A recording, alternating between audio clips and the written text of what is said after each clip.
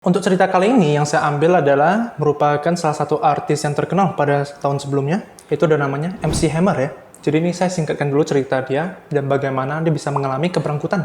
Dan kira-kira kalau menurut saya untuk di posisi dia, mungkin saya akan melakukan hal apa untuk bisa mitigasi risiko untuk bangkrut.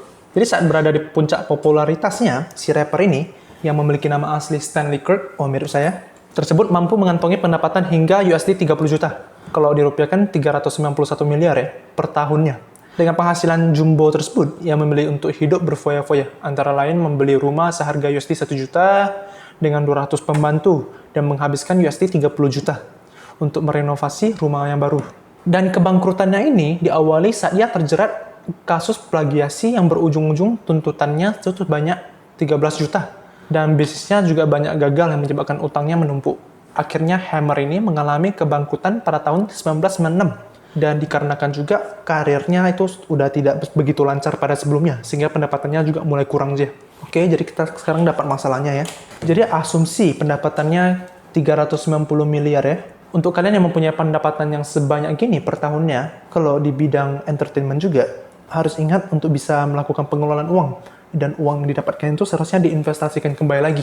Jadi kamu bisa, tujuannya adalah mendapatkan cash flow. Dan kamu harus ada rekapan pendapatan dan pengeluarannya.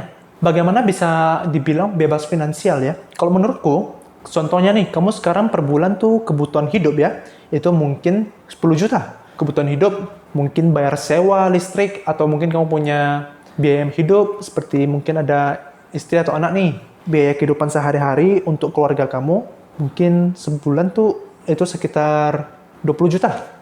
Jadi uang yang kamu dapatkan di karir kamu ataupun di gaji, entah kamu sekarang bisnis, kamu udah terima gaji juga di atas perusahaan kamu sendiri, kamu harus ingat untuk investasikan di instrumen macam mungkin obligasi, P2P lending, deposito, ataupun investasi properti macam kos untuk mendapatkan cash flow per bulan atau passive income.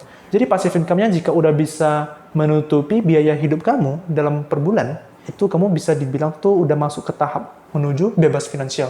Itu tujuan utamanya. Kalau kamu udah sekarang mempunyai pendapatan yang sangat banyak. Dan selanjutnya adalah di bagian bisnis dan kebangkrutannya ini.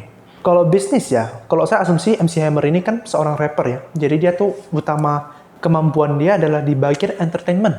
Jadi tuh kalau bisa dia fokus bisnisnya tuh di bidang dia. Jangan pernah pergi sentuh di bidang bisnis yang tidak dia mahir. Sehingga tuh resikonya tuh lumayan sangat besar. Karena tentunya dong, kalau misalnya kamu jago di entertainment, ya tentunya kalau kamu mau melakukan bisnis atau berbisnis, ya pilih di bidang-bidang yang masih hampir sama, ditekunin. Walaupun kamu mau coba bisnis lain nih, ya harus cari satu partner yang mahir ataupun jago di bidang industrinya. Dan ingat, harus bisa dipercaya untuk bisa mitigasi risiko kena tipu ya. Dan salah satu hal untuk biasa orang atlet ataupun di bidang entertainment, puncak-puncak penghasilan tertinggi itu ada batas waktunya juga, mungkin berapa tahun. Suatu saat mungkin saat mereka udah lebih tua nih, saat mungkin bagian rapper contohnya entertainment, nama mereka akan semakin turun juga. Sehingga pendapatan yang sebelumnya segitu besar 30 juta USD, sewaktu-waktu akan semakin turun juga. Itu adalah active income-nya. Sehingga apa yang bisa dilakukan dia? Itu adalah pada saat masa-masa prime time dia atau di mana penghasilan dia besar banget, dia harus ambil uang itu dan diinvestasikan kembali lagi dan mengenerate cash flow. Ya, seperti saya bilang. Jadi kalau instrumen yang bisa mengenerate cash flow per bulan, itu ada apa aja? Contohnya adalah deposito, obligasi, P2P lending. Lalu juga kamu bisa investasi properti. Dan juga di crypto ada namanya staking juga, jadi kamu ada bisa login dan mendapatkan bunga. Oke, jadi untuk topik video ini, saya akan lebih menceritakan tentang orang artis-artis yang mempunyai kekayaan yang sangat jumbo. Mereka juga bisa mengalami bangkrut atau jatuh miskin, dikarenakan tidak mengerti bagaimana mengelola keuangan. Jadi bagi kalian para pengusaha yang mungkin kalian jago banget untuk menghasilkan uang, kalian perlu tahu juga untuk bisa bagaimana kelola keuangan. Dan bila kalian tidak ada waktu untuk pergi belajar, kalian bisa pergi cari konsultan keuangan atau perencanaan keuangan yang mempunyai lisensi yang profesional, AWP, CFP, untuk bisa memberikan kalian saran ataupun kelola keuangan kalian. Itu aja menurut saya.